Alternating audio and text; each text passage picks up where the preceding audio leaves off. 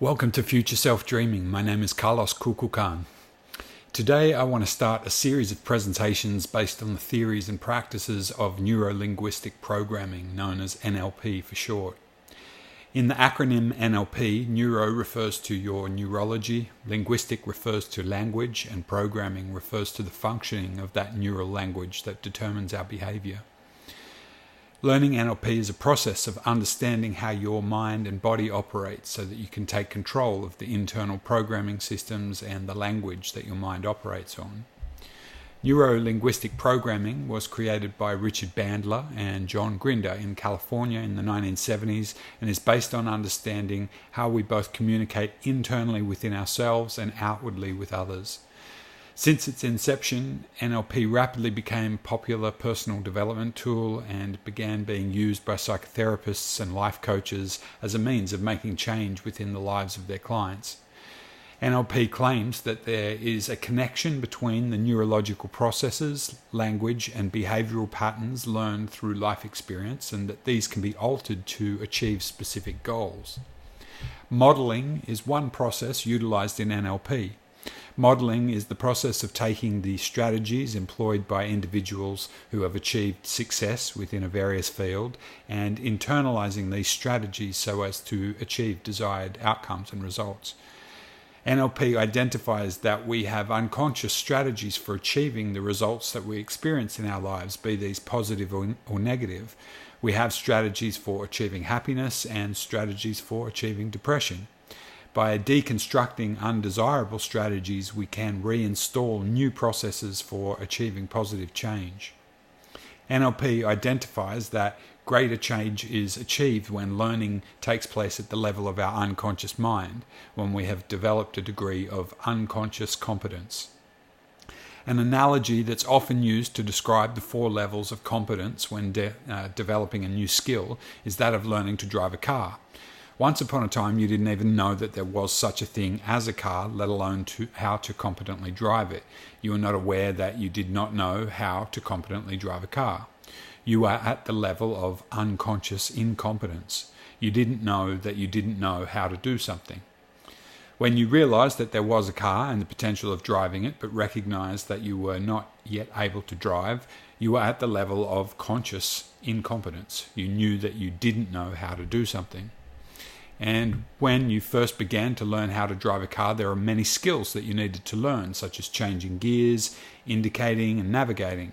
At first, this was a slow and challenging process that you had to think about as you learned to drive. At this stage, you were at the level of developing conscious competence. Then, finally, after a period of learning to drive regularly, you can control the car without having to consciously think about the many facets of driving. You're then able to drive whilst thinking about other things and engaging in conversation with other people. And at this stage, you have reached unconscious competence. You can perform a procedure no longer needing to consciously think about it. We have all developed many strategies for acquiring the results that we get in life. And these strategies are so unconscious and habitualized that we just identify them as natural behaviors to us, not even being aware of the strategies that we utilize, most of which have been developed during the first 7 years of our lives, known as the imprinting stage. During these early developmental years, we are just like a little unconscious sponge, modeling the behavior of those primary caregivers that we're interacting with. To achieve levels of unconscious competence more rapidly, many of the methods employed in NLP use repetition and hypnotic techniques to bypass the resistance of the conscious mind so as to influence the deeper unconscious levels of ourselves and make lasting change. NLP often uses the metaphor that the map is not the territory to describe the internal maps that we code as representations consisting of our attitudes, beliefs, and values that we've developed to navigate through the world. Various NLP techniques are designed to create states of confusion or cognitive dissonance whereby change can be experienced as a result of new information and doubt entering our internal systems. Our results and achievements are influenced by our thinking processes, internal states, and the associated behaviors. So to alter the outcomes that we may be experiencing, we need to change our cognitive processes and our internal maps of reality. Generally, we tend to become limited or boxed in by the boundary conditions of our own thinking. So when we experience a problem, we need to be able to think beyond the limitations of the problem or outside the box. By loosening up the rigidity of black and white and polarized thinking, we create more neurological flexibility for ourselves, which allows for new options of behavior, as well as what we allow ourselves to notice showing up in our reality that previously limiting beliefs and assumptions may have been filtering out and blinding us to.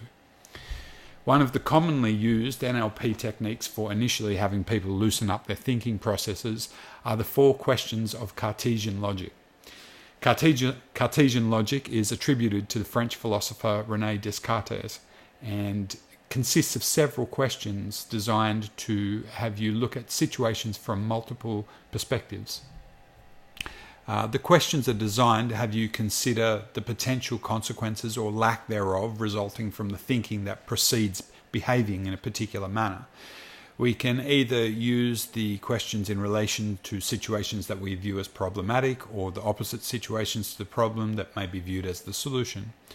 For the purpose of this example, I will use a hypothetical problem, that being the idea that I'm lacking motivation to write my university assignment.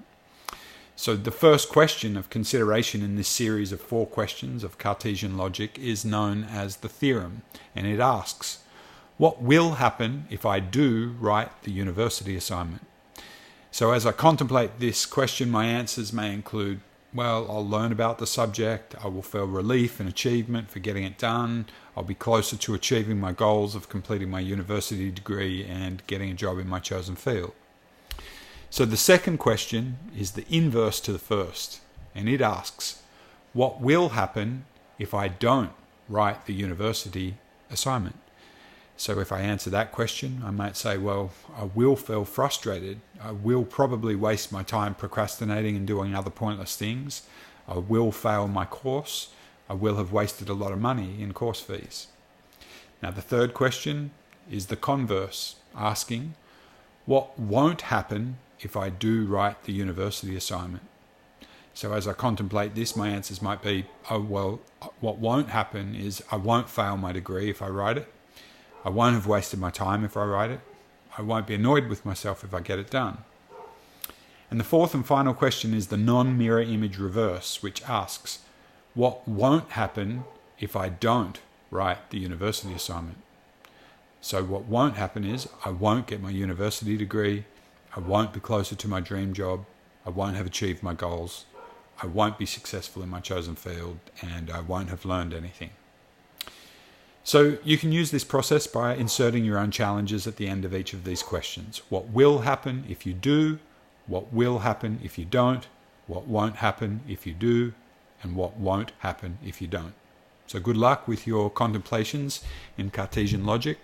As always, I hope that you've taken something of value from this presentation. If you wish to journey with more episodes of Future Self-Dreaming, please hit the subscribe button. And information about booking counselling sessions, life coaching and workshops can be found via the website futureselfdreaming.com. In Lakesh.